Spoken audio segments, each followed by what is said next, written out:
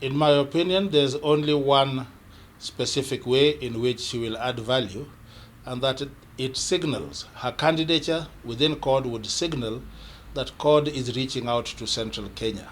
She is, after all, one of the most prominent central Kenyan politicians.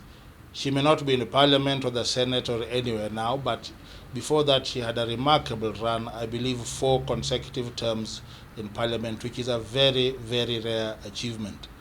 So right now, she may not be very popular because she opposed Uhuru Kenyatta, but the fact remains that sooner or later, people like her become relevant again. You have to bear in mind Uhuru Kenyatta himself lost the first time he ran for president. Martha, I'm sure, intends to run again, and being senator of Nairobi would be a good place to start.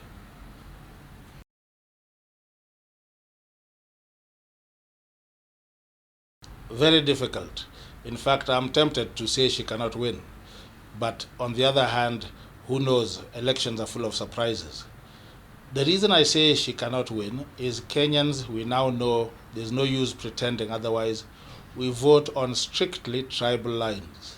In Nairobi, there are 4 main voting blocks: Kamba, Luya, Kikuyu, and Luo. So it's a matter of how many of those you get into your corner. The Kamba vote is actually probably the second biggest after the Kikuyu vote. So by and large, who ends up winning depends entirely on how those groups vote. Martha would have to depend on Kambas, Luyas, and Luos voting for her. I'm not sure they will willingly vote, even if their party leaders or their regional political overlords tell them to.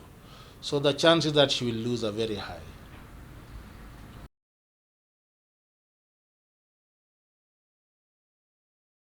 I think she vied in the last election for president purely in order to make a statement.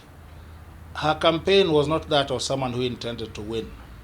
Other people were flying around with helicopters all over the place. She mostly went by road. She may well have covered all the counties, but I'm not sure she covered them comprehensively. I don't remember seeing any hysterical large crowds cheering her on.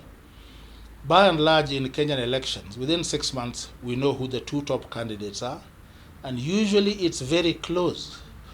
The only clear landslide we've seen was when Mwai Kibaki beat Uhuru Kenyatta in 2002.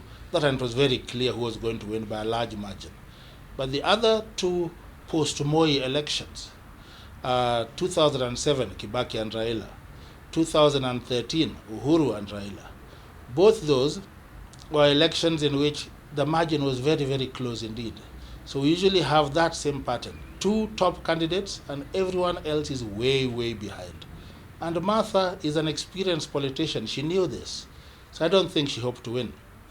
She was doing probably what Raila Odinga himself did in 1997 when he ran for president, when he knew he couldn't win, but in the process made himself a contender.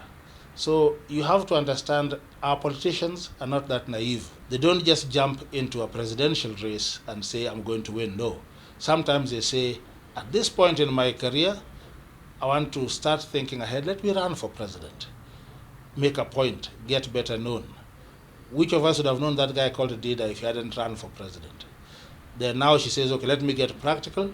Let me run for senator in Nairobi, which means she believes she can't win senator in Kirinyaga, where she used to be very popular.